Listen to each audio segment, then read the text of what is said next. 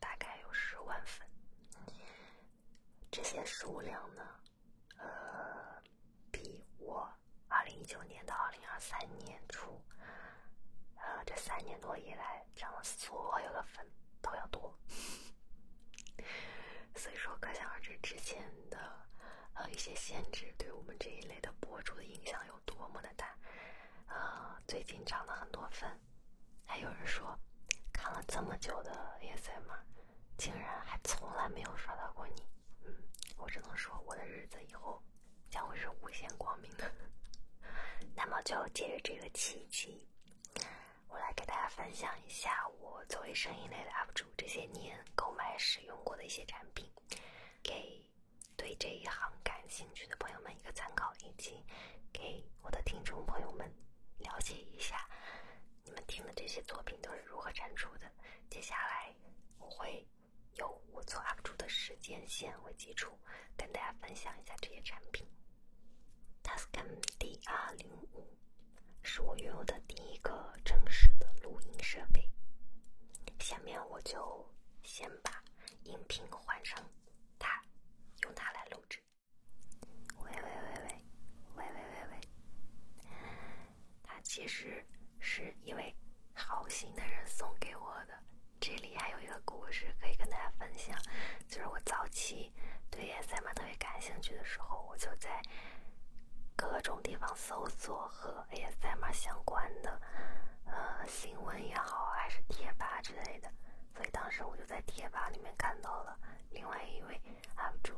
MT， 他分享自己建的一个同好群，然后那个时候我就加进去了。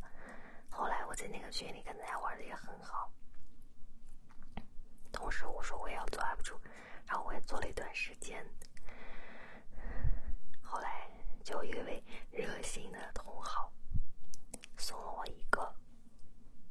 这也就是当时的那一只，我到现在有的时候还会用，所以我到现在还是非常非常感谢他。虽然不知道他现在还会不会看我的作品，在这里我也想感谢一下他，猫叔，感谢你当时给了我这一支录音笔，造就了之后的我，因为我当时真的根本买不起任何一个电子产品，太贵了，所以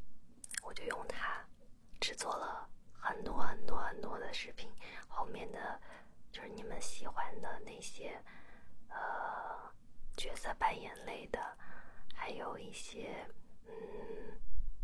读故事大部分都是用它录的。这个设备呢，它其实很简单，就是左边右边各一个，作为入门级还是很够用的。而且它的声音我觉得非常的温润，不会有那种扁扁的感觉，反正就是很饱满的那种感觉。但是它的功能也是相对简单，而它菜单是英文的，现在买的话好像升级版的是有中文的。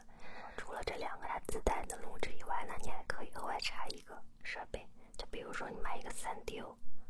耳朵的麦克风，也可以用那个一根线这样子连进来。我之前买3D的时候就是这样录的，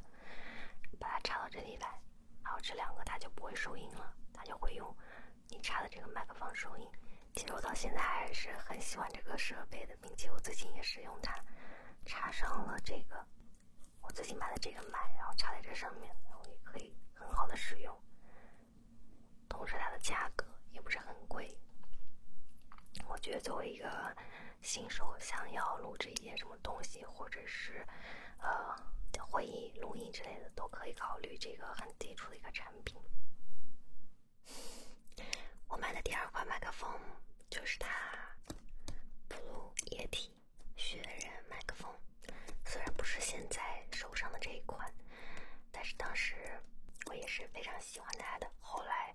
我又买了这个 Pro 版的。Pro 版和基础版的区别就在于这里， Pro 版它有一个幻象供电的电源，就表示了它可以不用连接电脑之类的，就可以是直接插在声卡上呀，或者是带有幻象供电的录音设备使用。下面我们来把把设备切换成它。Hello，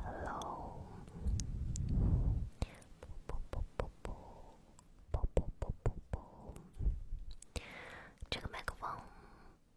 当然不是现在的这一款，我是当时我买的那一款。Blue Yeti 是我开始玩直播的时候购买的。看它有几种模式，这种呢是立体声模式，就是会有左右不同的声道的感觉。然后这个中间的靠右边的这个呢，它是全收的一个模式，然后再往这边一个呢，它是指向模式，就是只对着我的嘴巴的这个位置有一个收音，其他部分是不收的。然后这个呢是前后收音，只收这里和这里两个方向的。所以当时我一开始只是做闲聊的直播，天天在那聊自己的有的没的故事。然后后面有一天呢，我就突发奇想，因为我自己本身就是做 ASMR 视频的嘛。然后后面有一天我在直播的时候，我也突发奇想，我能不能用它的这个立体声的模式来给大家试一下这个 ASMR 直播呢？然后我当时就开始了我的尝试，结果一试不得了。从那以后，我的人就定型了。那个时候我就拿了一个刷子，这样子。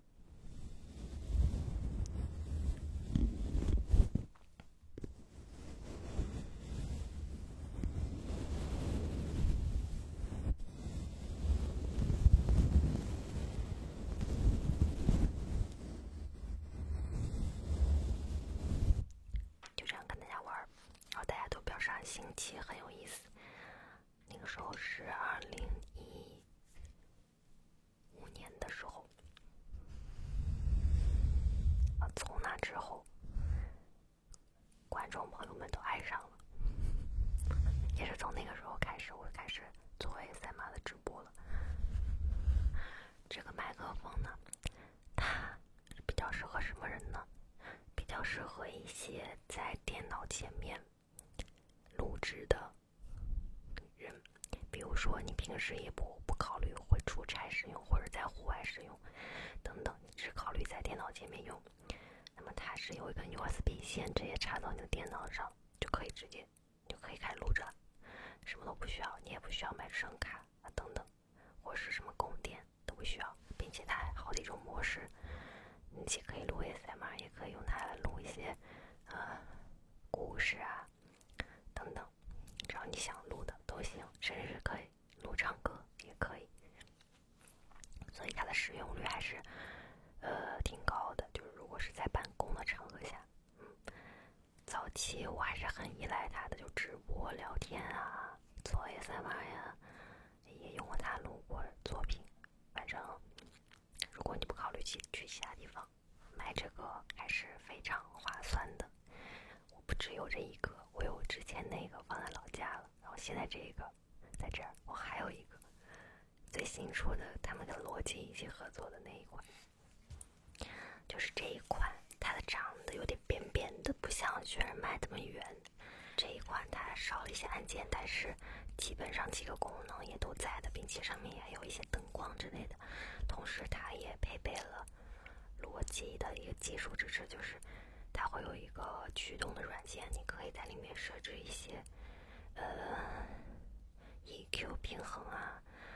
还有降噪之类的。但是这个老款的呢，它是没有的。接下来就是这个三调，虽然它现在已经变得有点面目全非，但是它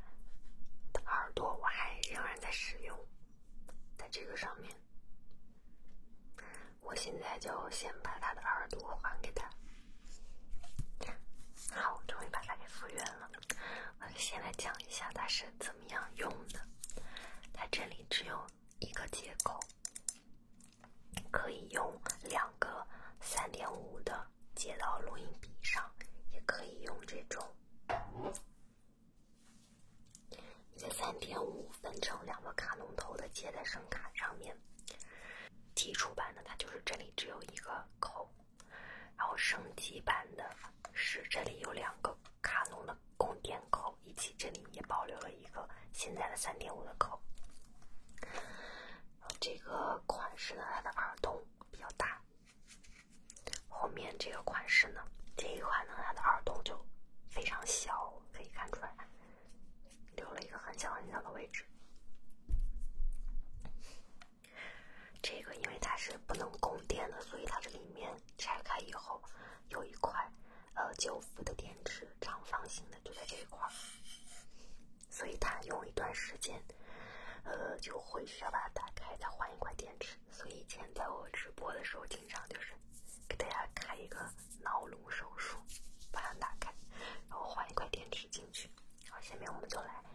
听一下这个的声音。Hello， 好，刚试了一下，太久没有用它，它已经没电了。现在真的是要暂时徒手开录了。当当，就是这样的。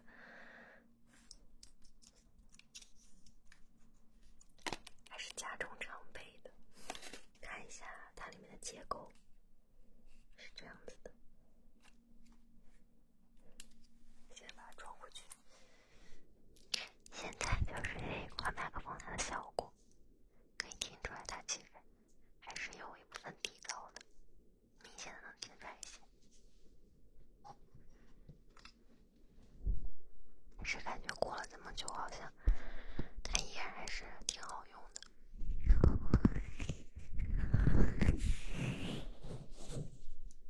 但是由于它更换电池的这个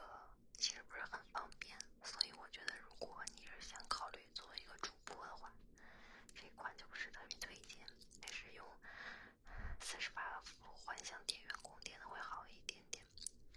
这个麦克风的故事呢，就是早期也是我太穷了，想买这个麦克风，但是只能拿出来2000块钱，然后剩下的2000块钱是直播间里很多人一起众筹的。反正抽的倒是挺快的，大概2-3天就抽满了。其实我自己再攒一攒也是够的，只不过当时直播间里的各位都很着急，迫切的想要去听一下 ASMR 助眠。然后这个麦克风我买了以后，也可以说效果非常的好，当时人气就越来越高了。因为那个时候大家都很新奇，从来没见过这个玩意儿，所以说它也算是我 ASMR 直播事业的一个开始。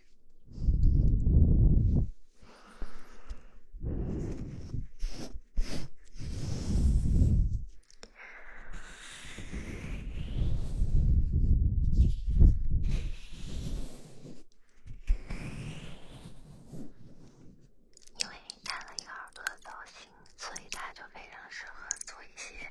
静耳的类型，比如说模拟按摩耳朵呀、贴、吹气。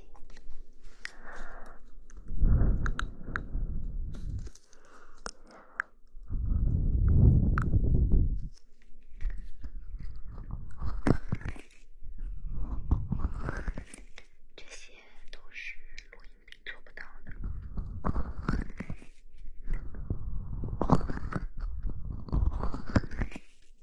但是有一点想要说明的是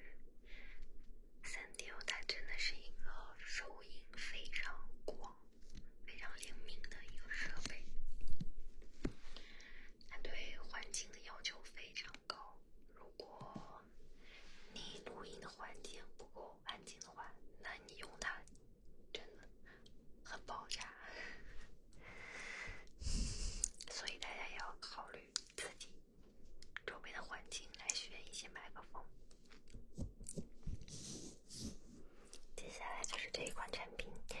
Tascam 的 DR70D， 这是一款很冷门的产品，冷门到我当时都不知道我自己为什么要买它。但是其实它的功能还是非常多的。首先它自己是配备了2个麦克风，2个声道可以成为一个立体声的。再一个就是它可以同时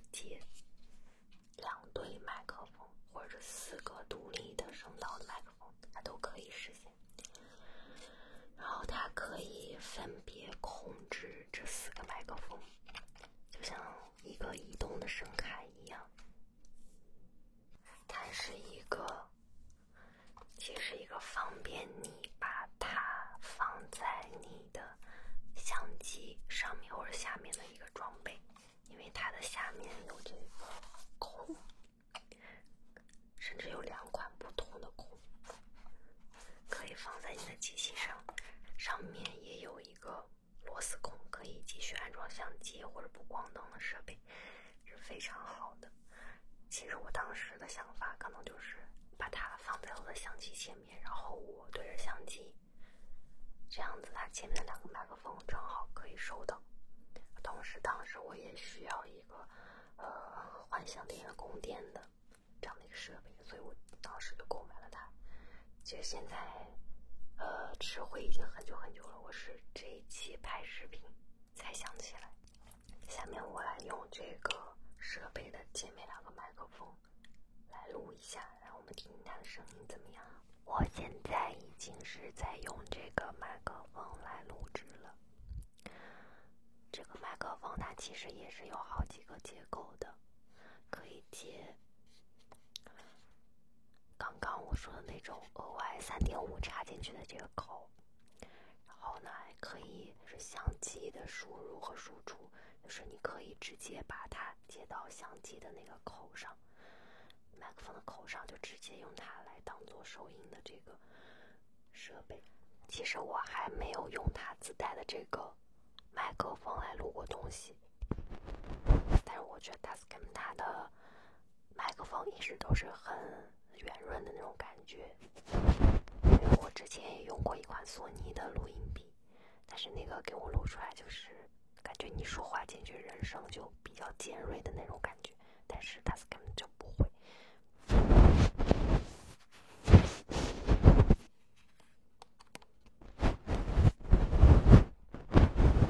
我觉得它前面这2个麦克风的作用其实也比较局限，就是它是镶嵌在里面的，也不是凸出来的，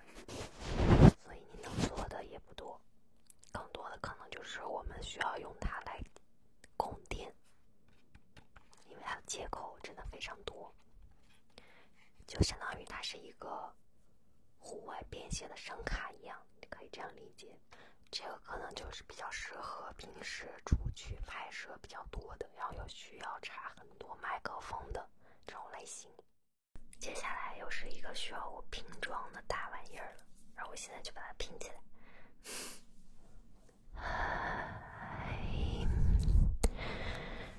你们现在看我这样可能有一点点滑稽，因为我这个地方前面的空间太小了，所以就只能先这样了。这一款麦克风呢，它是指向性的，它只收你前面的这个部分，但其实它后面的部分也是有收的，只不过没有你面前的这么大的感觉。很久都没有用这个麦克风了，但是现在一插上去感觉哇，效果真的是太好了，特别适合类似于这种聊天或者是一些吃东西的这种类型的。现在这样靠近就感觉声音特别的好，但是可能是因为我的声卡的问题，偶尔我会感觉两边不是很一样的效果。有没有感觉这边感觉震动感更强一点，那有的时候它就左边震动感更强，有的时候就右边。过段时间把这个声卡给换了，它就是声音特别的细腻，一下就感觉到跟刚刚那个很不一样。这一款麦克风我也用它做了好几个你们喜欢的给你们换一个妆，还有吃草莓，还有那个小女巫到我家里来，都是用这个麦克风录的。现在已经很久没有用它录了，因为它每次弄出来太麻烦了，都要搞这么一大套，所以我就懒得把它拿出来。但是我觉得下一次还是很值得再继续使用的，不能让它继续吃灰了。这一款其实独立单独的一个也是可以用来唱歌的，但是要配合声卡来使用啊，它是没有办法直接录东西的，它是要配合。比如说像我们刚刚的这个录音笔，就可以用这种线把它插到这里，它就可以录了。用它来聊天真的是太有感觉了，只可惜要离这么近才有感觉，离这么近才有感觉，就有一种很蠢的感觉。下面这一个又是 Tascam 的，它是 DR100MK3，且它有2对麦克风，一对在这儿，另外一对在这儿。这一对是全景的麦克风，就收音比较广泛。然后这2个呢是指向性的麦克风，然后它也是可以支持供电的，就是可以外接，同时它也可以外接2个额外的麦克风，但是这个我不知道是什么东西，我没了解过，因为我也用不上，所以干脆也没有了解。好，我们现在来听一下它的声音。现在我是用的就是这个指向型的麦克风，但是这款麦克风它真的很容易喷麦，所以一定要格外的小心。好的，我现在已经把防风罩加上了，可能会稍微好一点。但其实我并不喜欢加上防风罩的感觉，因为我认为，耳语中你的一些气息，它会使这个麦克风产生一些震动，然后这个震动才是让大家耳朵很有感觉的一个来源。那如果我加上这个防风罩了，就是感觉少了那种嗡嗡的感觉。你看现在我就感觉这个耳语一点都不好听了。但是这里为了方便展示，还是戴一下吧，因为我真的感觉它太容易喷麦了。用这个麦克风制作出了大家非常喜欢的卷卷的第一个 1.0 吧，那个视频颇受好评，并且在油管上面也是大受好评。本身没有特别喜欢这个麦克风，耳语做项目的一些声音，可能后面还是很多用它来作为一个供电的一个工具的。但其实它本身，我感觉它这个麦克风的底噪还是很强烈的，就它自带的这种死声的那种底噪还是很高的，所以没有特别喜欢用它来录制。但是它有一个很有意思的功能哦，就是这个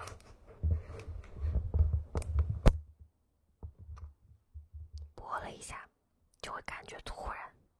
好安静，好安静。这个也是挺神奇的一个，但是感觉用了它以后，声音也会变小啊，这可能自然而然的嘛，降噪就降掉了。还有它这个按钮也是挺好玩的，拨到左边就可以单独调节左边的大小，拨到右边就可以单独调节右边的大小，它还是很灵活的。下面我们来听一下它那个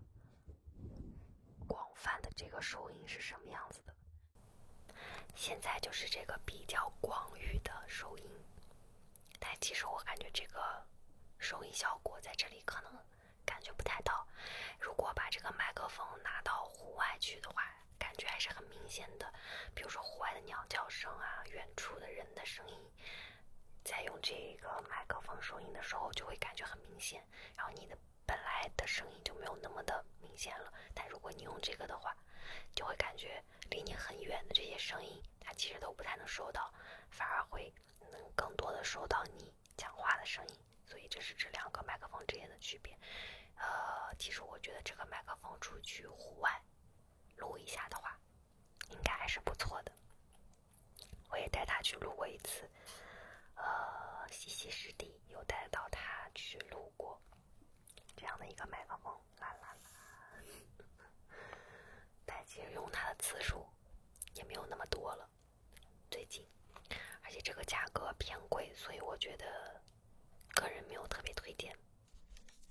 接下来我们看一下这个有意思的麦克风，它是 Zoom 的 H3VR。我先把它的头套拽掉，给你们看一下它长什么样儿。它是一个超立体的录音设备，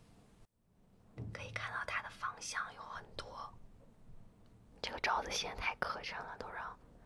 我家的猫给咬成什么奇怪的样子。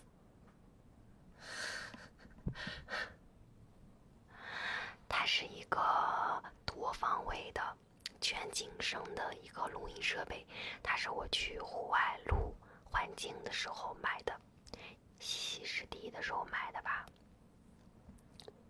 它非常的有意思，你用这个设备的时候要搭配他们家的软件使用，你可以2次设定你想要的声音的方向啊等等空间啊，都可以在它的软件上面调，然后再从它那个软件上面输出一个音频。它就非常适合一些想要录制非常有实景感的，比如说户外的环境音，或者是模拟真实的什么什么店里的那种场景的一些声音的类型。我其实用它的次数不多，只用过1到2次吧，然后又智慧了。但是其实本身它还是一个非常好的一个录音的设备的，你的很多创意，这种临场感的创意都可以基于它身上来创作，感觉还是非常有意思的。它的按钮设置的也很简洁，它这边就是停止上前后，然后中间是确定，这边是菜单键。录音键呢非常明显，就在这里，然后它的前后都有一个灯，可以让你知道你正在录制。然后如果你超了它那个声音的限制，它就会闪。这下面这个是开关，这个是 Hold 键，因为如果你不小心碰到，可能就暂停了之类的。但是你把这个 Hold 键一拨，你按其他的就都没有用了。实用性不是很高，但是趣味性、可玩性上限很高很高，要看你怎么使用它了。后面我购买的麦克风应该就是这个了，这个是罗德的 NT5， 它是指向性的麦克风，它现在应该是我使用率最高的一个录音设备，因为它现在插在电脑上用就很方便，再一个就是它很小巧，在哪里都可以放得下。像刚刚那个麦克风，因为夹得很大嘛，所以有一些地方局促的地方放不太下，并且可能会挡到你脸旁边的这个，要很好的布置相机和这个麦克风之间的距离。而这个呢，它就很小巧，所以就比较方便，我也很喜欢用它。我觉得它作为直播和录像都是一个不错的选择，而且它也不是很挑类型吧，基本上你的这些触发音、耳语什么的都能挺好的兼容的，因为它很细，所以你可以在上面做一些2次创作，比如说戳一个耳朵上去，或者是弄一根管子上面，然后这样子弄。之前我弄的那个卷卷应该是2.0还是3.0来着，那个就是用这个弄的。下面一个就是我买的3DO Pro， 就是这一款黑色的麦克风，它跟刚刚那个白色的基本上外形是差不多的，但是因为我刚刚装了没长眼，我把给它耳朵装反了因为晚上直播我还要把它换回来，所以另外一个我就不装了。这个耳朵它很硬，我给你们听一下这个麦克风的声音。这个麦克风你可以听出来，它跟刚刚的3.5比较来说，底噪声音减了很多很多，所以它在收音方面的质量肯定是比基础版的要好很多的。再一个就是它这里多了2个可以供电的装置，这样如果你直播或者是很久不用都不用担心它没有电了。但是唯一一个不好的就是它的耳朵这个材质太硬了，听众听起来不像是在按摩耳朵。所以虽然那个白色的麦克风我没有用过了，但是它的耳朵我就一直在用。还有一点不太一样的就是，你们可以看一下它的麦克风，这里很小一个，刚刚那个大概有指甲盖这么大的一个收音的地方，并且它这里又自带了一个防风的东西，防风的网。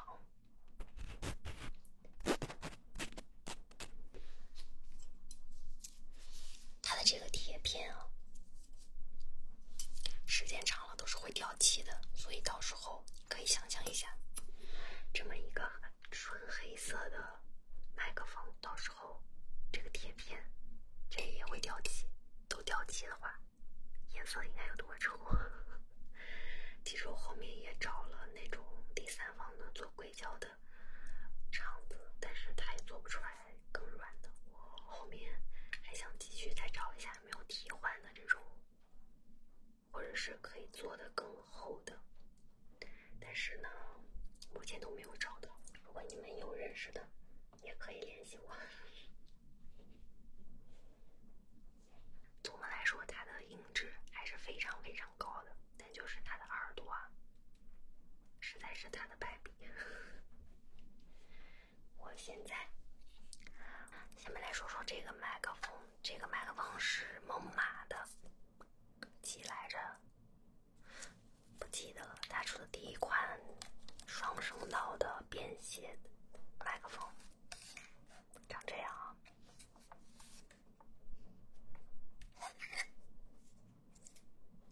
它是有两个小的这个麦克风组成了一对立体声的麦克风。这个应该是我当时看到展不开他的视频，用了这个还挺有意思的，我就买了。但是我买了以后一次都没有用过。现在我们来听一下它的效果。先来展示一下，它是一个内部的充电盒，可以同时充3个设备。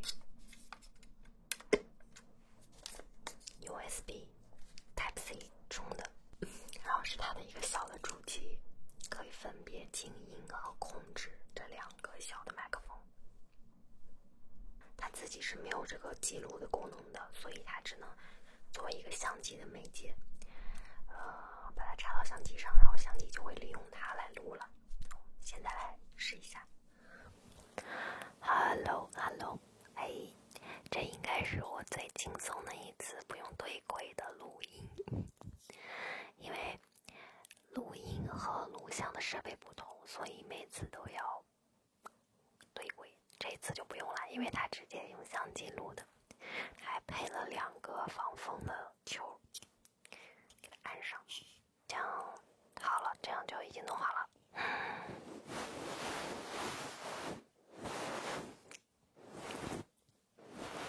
还挺好玩的，当时就是觉得哎，好像挺不错的，想了一些场景哦，或许可以用到，挺好玩的，买了。像我这种就是做视频的，看到一些自己以后可能能用得上的产品，就会火速把它买入，但是后面可能也没有用上。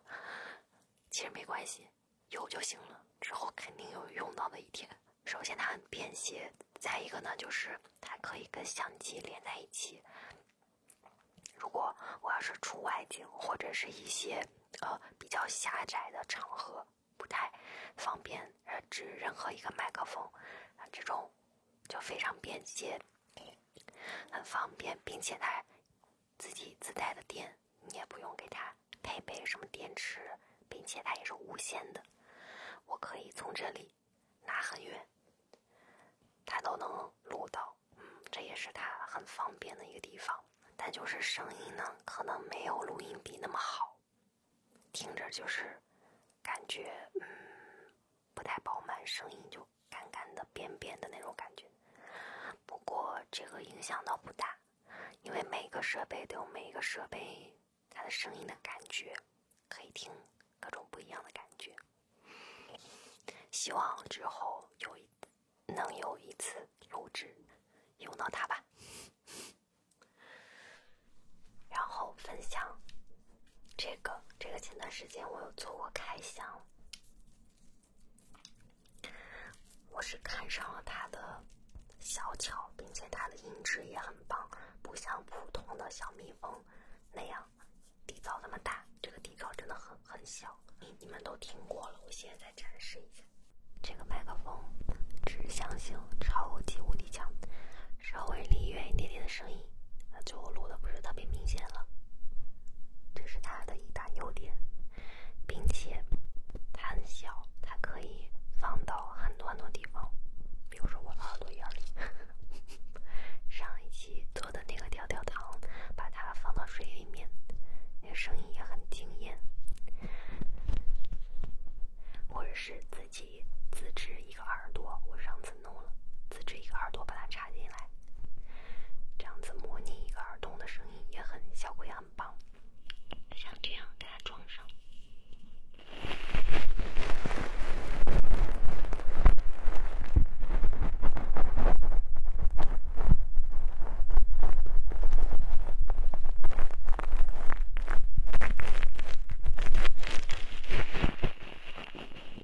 就有很深的耳洞了。我认为它也是有缺点的，就是它的阈值很低，我感觉随便就容易爆麦的那种。如果你要弄那种，比如说刚刚把这个耳朵放上去，然后它稍微遇到没有空气出去的这种情景，比如说很紧的一个什么套子把它套上，然后它的空气在里面堆积嘛，然后这个时候就非常容易产生这种撞击的那种很麦的感觉，就是感觉它容易产生一些小叫声，就是比如说你拿一个话筒对着音响，然后它就会突然的那种，然后这个麦克风有的时候就会有点这样。有一次差点没把我搞聋了。这个麦克风当时一起买的还有一个它的人头配件，自从我展示了这个人头配件，就一直有人问什么时候用这个人头做声音。好的，我想之后今年我就规划一个用它来做视频的内容。我不知道我现在还能不能给它装回去啊，我先尝试。我本来想装回去给你们看一眼的，但是我一看，我的天哪，这下面竟然有这么多颗螺丝钉。时间有限，今天先不展示了。这个配件其实还是有一些优点的，比如说它的头顶，这个是可以拆卸的，它的脑袋后面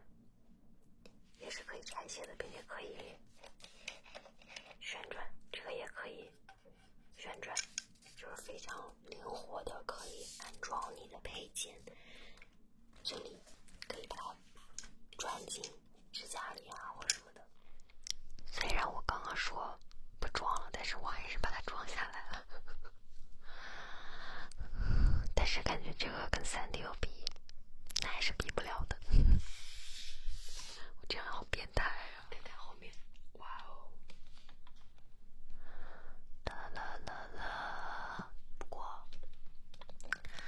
3000多块钱就能拥有一个人头麦，已经是很不错了。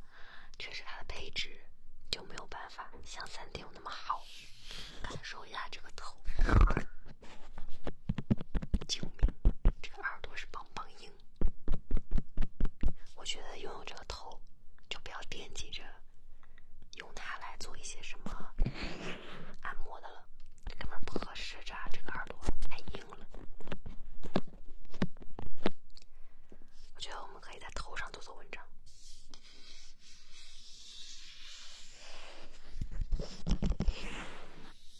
或是脸上做的文章，模拟化妆之类的，剪发，套假发的上面应该会比3DO稍微真实一点，因为3DO上面是空的，没有大脑的，这个上面有一点脑门儿。不得不说，这个东西还挺沉的。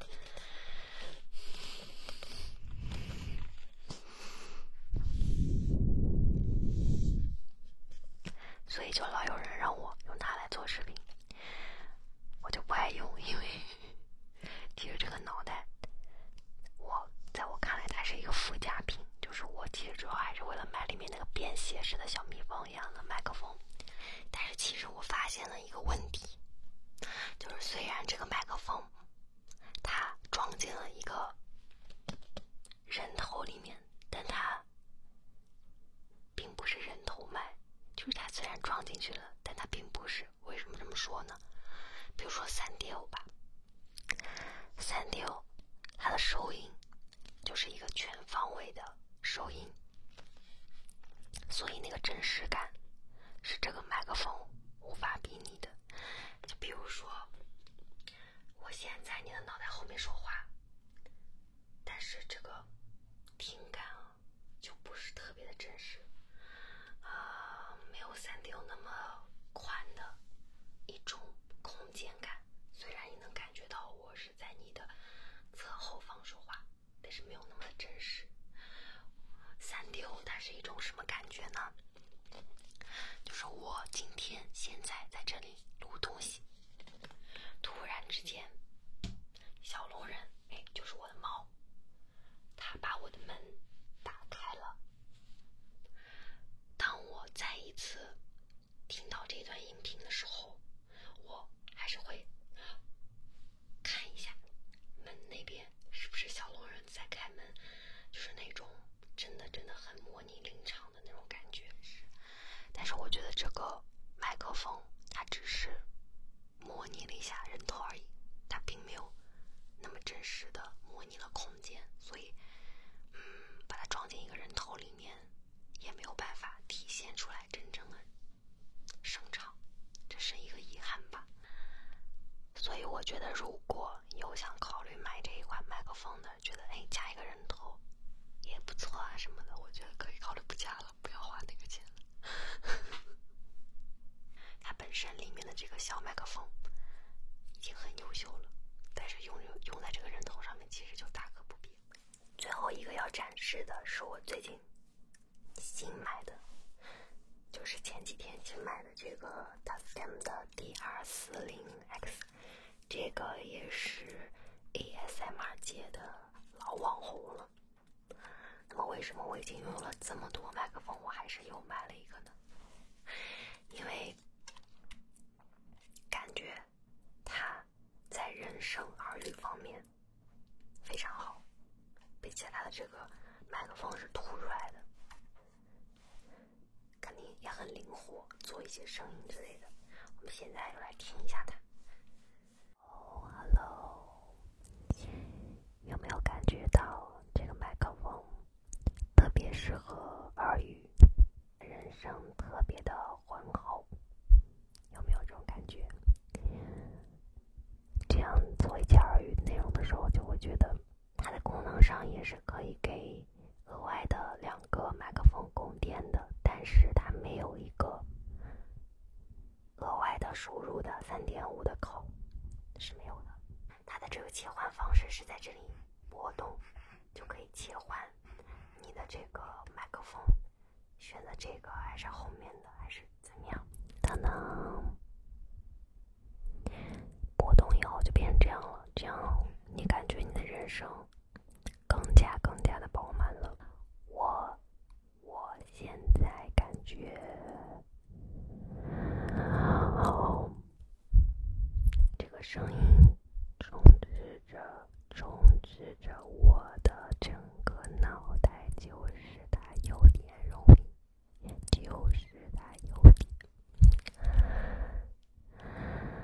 就是它太容易喷麦了。我真的需要非常无敌的小心，才能保证不喷麦。之后我可能会用它多来录制一些耳语的内容。我觉得这个麦克风它的功能还算是比较不错的。如果你是一